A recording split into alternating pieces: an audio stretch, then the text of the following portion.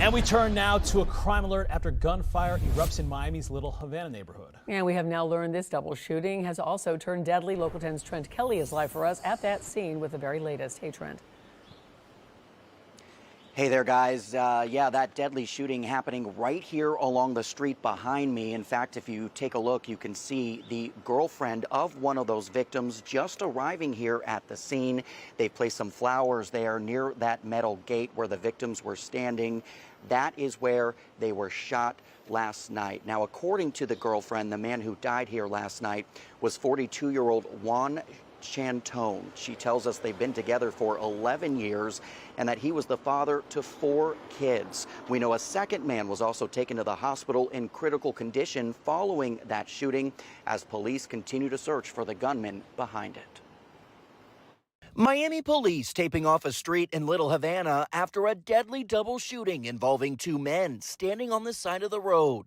The deadly gunshots going off around 6:45 last night along Southwest 4th Street near 10th Avenue.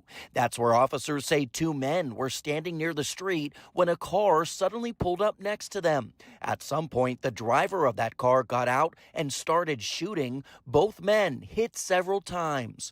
This neighbor says his brother was home and heard the gunshots. He just told me he was sitting in his room relaxing, and then he just heard 9 shots from his window, and then he was just like scared. He was shooken up and he didn't want to go outside.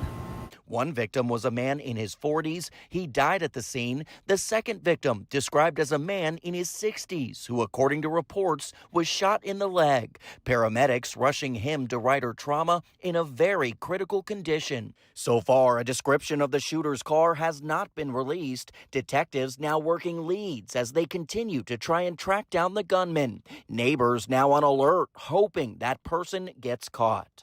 I'm obviously a little bit scared, like it could have happened to me.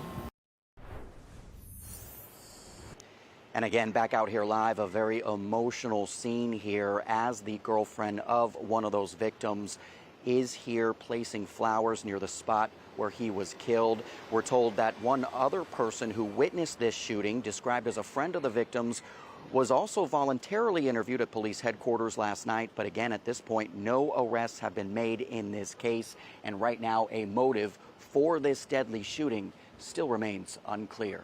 Reporting live from Miami's Little Havana neighborhood this afternoon, I'm Trent Kelly, Local 10 News.